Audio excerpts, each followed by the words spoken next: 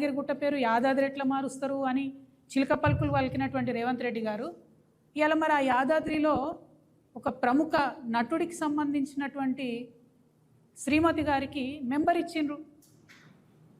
అంటే మన గుళ్ళల్లో కూడా మన కోసమే ప్రత్యేకంగా కట్టుకున్న గుడి, మన తెలంగాణ రాష్ట్రం ఏర్పడ్డాక పైసా తెలంగాణ ప్రభుత్వం ఇస్తే కట్టినటువంటి గుడి యాదాద్రి. ఆ గుడిలో ఇవాళ ఆంధ్ర ప్రాంతం వాళ్ళు ఎట్లా మెంబర్స్ ఉంటారు? మనోళ్ళు తిరుపతిలో ఉంటారు మెంబర్స్. ఎందుకోసం ఉంటారు? తిరుపతి హుండీలో వేసిన ప్రతి పైసలో తెలంగాణ వాళ్ళ భాగస్వామ్యం ఉంటుంది. ఎన్నో వందల సంవత్సరాల నుంచి అది నడుస్తుంది కాబట్టి అక్కడ కర్ణాటక వాళ్ళకి ఇస్తారు, తెలంగాణలోకి ఇస్తారు, తమిళనాడు వాళ్ళకి ఇస్తారు, అందరికి ఇస్తారు మెంబర్లు. మీరు యాదాద్రిలో మొత్తం తెలంగాణ పైసలతో కట్టిన దాంట్లో వేరే ప్రాంతం వాళ్ళకి ఎట్లా ఇస్తారు? అడిగేటోళ్ళు ఎవరు లేరని అనుకుంటారా మిమ్మల్ని? మొన్న బయోకాన్ కంపెనీలో 200 మంది పిల్లల్ని తెలుగు మాట్లాడితే తీసేయండి అంటే 200 మంది పిల్లల్ని తీసేసారు. ఏం మాట్లాడదు మీ ప్రభుత్వం. ప్రతి హాస్పిటల్లో ఇవాళ కేరళ ప్రాంతం నర్సులకు ఎక్కువ పైసలు ఇస్తారు, తెలంగాణ ప్రాంతం నర్సులు అంటే తక్కువ పైసలు ఇస్తారు. మాట్లాడదు మీ ప్రభుత్వం. ఏ రేవంత్ రెడ్డి అంటే అనుముల రేవంత్ రెడ్డి కాదు, ఆంధ్ర రేవంత్ రెడ్డి అనాల్సిన పరిస్థితి వస్తున్నది. ఎందుకోసం ఈ మాట చెప్తా ఉన్నామంటే తెలంగాణలో ఉండేటటువంటి బ్రాహ్మణ పరిషత్తుకి చైర్మన్ను వైస్ చైర్మన్లు ఇద్దరిని కూడా ఆంధ్ర ప్రాంతానికి సంబంధించిన వ్యక్తుల్ని ముఖ్యమంత్రి గారి పర్యవేక్షణలో కాంగ్రెస్ ప్రభుత్వం ఏర్పాటు చేయడాన్ని తెలంగాణ రక్షణ సేన చాలా తీవ్రంగా ఖండిస్తుంది. ఎందుకంటే మన తెలంగాణలో అనేక వేదాంగాలు చదివినటువంటి చాలా గొప్పనైనటువంటి బ్రాహ్మణులు ఉన్నారు, విద్వత్తు కలిగినటువంటి అనేక మంది మహానుభావులు ఉన్నారు. వారందరినీ కూడా పక్కన పెట్టి మన తెలంగాణ ప్రాంత బ్రాహ్మణుల దగ్గర దక్షత లేనట్టు, సమర్థత లేనట్టు, విద్వత్తు లేనట్టుగా పక్క రాష్ట్రం నుంచి తీసుకొని వచ్చి ఆంధ్ర ప్రాంతానికి సంబంధించిన వాళ్లకు పొలిటికల్ పోస్టులు ఇవ్వడాన్ని మేము తీవ్రంగా వ్యతిరేకిస్తున్నాము.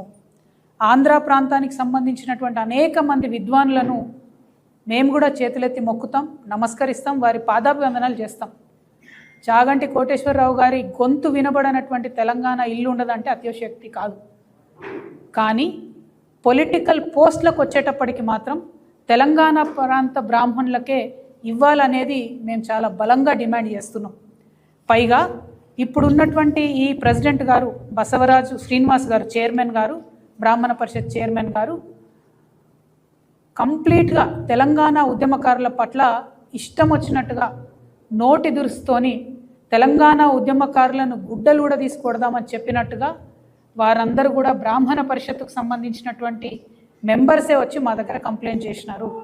అంతేకాదు దళిత ఆడబిడ్డల్ని పట్టుకొని ఇష్టం వచ్చినట్టుగా ఒక కులాన్ని దూషిస్తూ ఈ బ్రాహ్మణ పరిషత్ చైర్మన్ బసవరాజ్ శ్రీనివాస్ గారు మాట్లాడినట్టుగా మా దగ్గర స్పష్టమైనటువంటి సమాచారం ఉంది. అదేవిధంగా బ్రాహ్మణ పరిషత్తులో జరుగుతున్నటువంటి అనేక అంశాల మీద ప్రశ్నించిన ప్రతి ఒక్కరిని కూడా 30 రోజుల్లో మీరు కనబడకుండా, శాల్తీ లేకుండా మీ అంతు చూస్తామని చెప్పి డైరెక్ట్గా బెదిరిస్తున్నటువంటి పరిస్థితి. అంటే ఒక బ్రాహ్మణ పరిషత్కు చైర్మన్ ఇచ్చినటువంటి ఒక వ్యక్తి ఎంత హుందాగా, మర్యాదగా బ్రాహ్మణులో ఉన్నటువంటి పేద బ్రాహ్మణులకు చదువు చెప్పే విధంగా, ఉద్యోగ ఉపాధి అవకాశాలు కల్పించే విధంగా పనిచేయాల్సినటువంటి పరిషత్తు ఇవాళ ఇట్లా రౌడీ మూకలకు అడ్డగా మారడం, పైగా వేరే ప్రాంతానికి సంబంధించినటువంటి వారిని తీసుకొచ్చి ఇక్కడ పెట్టడం, వాళ్ళు మన బ్రాహ్మణులను ఇన్సల్ట్ చేయడం అన్నది ఇందుకోసం తెలంగాణ తెచ్చుకోలేదు. ఇందుకోసం మా అర్చకులు గుళ్ళు బంద్ పెట్టలేదు. తెలంగాణ ఉద్యమంలో తెలంగాణ బ్రాహ్మణులకు ఖచ్చితంగా గౌరవం దక్కాల్సిందే. తక్షణమే బ్రాహ్మణ పరిషత్ చైర్మన్ను, వైస్ చైర్మన్ని తొలగించాల్సిందే అని నేను ప్రభుత్వాన్ని డిమాండ్ చేస్తూ ఉన్నా.